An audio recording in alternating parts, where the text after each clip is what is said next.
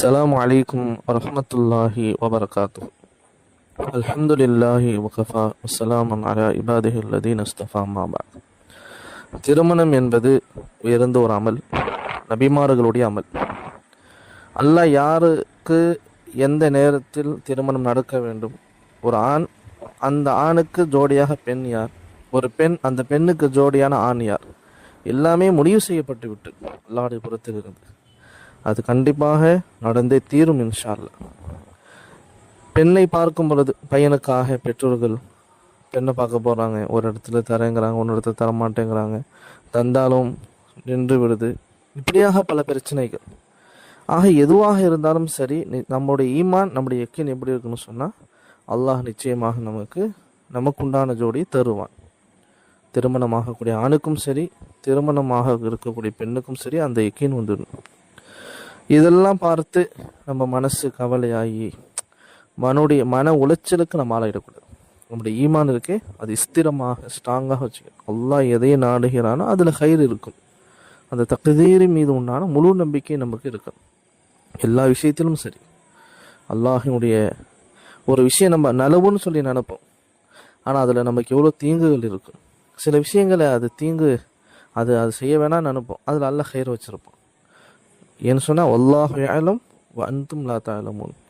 அல்லாஹ் நம்மளை படைக்கும் பொழுதே சொன்னான், வல்லாஹு அஹ்ரஜக்கும் மின் புத்தூனி உம்மஹாத்திக்கும், உங்களுடைய தாயோட வயிற்றிலிருந்து நாம் உங்களை வெளியாக்கினோம். லா தஅலமூன ஷைஆ, உங்களுக்கு ஒன்றும் தெரியாது.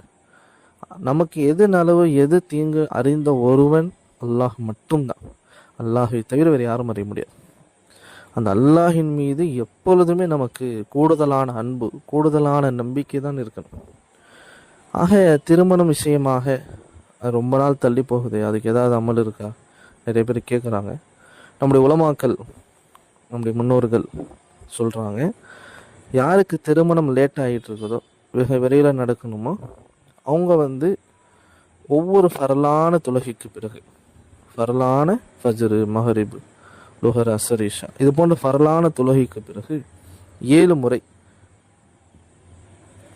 ரப்பி இன்னி லிமா அன்சல்த இலைய மின் ஹைரின் ஃபகீர் எனும் இந்த ஆயத்தை, இந்த துஆவை 7 முறை ஓதணும். துஆவுடைய பார்வையில் நம்ம ஓதணும். குர்ஆனுடைய ஆயத்து, குர்ஆனுடைய வசனம், அதை துஆவாக நாம் ஓதணும். இதனுடைய அர்த்தம் என்ன? யா அல்லாஹ், நலவிலிருந்து எதை எனக்கு நீ அருளுகிறாயோ அதன்பால் தேவையுடையவனாக நான் இருக்கிறேன் என்ற அர்த்தம். ஆக இது போன்ற அமல்களை இன்ஷா அல்லாஹ் பேணுதலாக செய்து வாருங்கள். அல்லாஹ் எந்த ஆணுக்கு எந்த பெண்ணுக்கு எந்த ஆணை ஜோடியாக வச்சிருக்கிறானோ அது மிக விரைவில் இன்ஷா அல்லாஹ் கபூல் ஆகும், நல்ல முறையாக திருமணம் நடக்கும். நான் ஆரம்பத்தில் சொன்னது தான், வெறுமனே இது ஒரு மந்திரம் மாதிரி அமல் செய்கிறதில்லை. அல்லாஹின் முழுமையாக நம்பிக்கை வைத்து இது போன்ற அமல்களை செய்து அல்லாஹ் இடத்தில் உதவி பெறக்கூடிய மக்களாக நாம் ஆக வேண்டும். அதற்காக வேண்டி முயற்சி செய்யணும், அதுக்காக வேண்டி துஆக்கள் செய்யணும். அல்லாஹ் நிச்சயமாக வாலிப ஆண்களுக்கு நல்ல பெண்களையும், வாலிப பெண்கள் நல்ல ஆண்களையும் அல்லாஹ் ஏற்படுத்தி கொடுப்பான். ஆமீன்.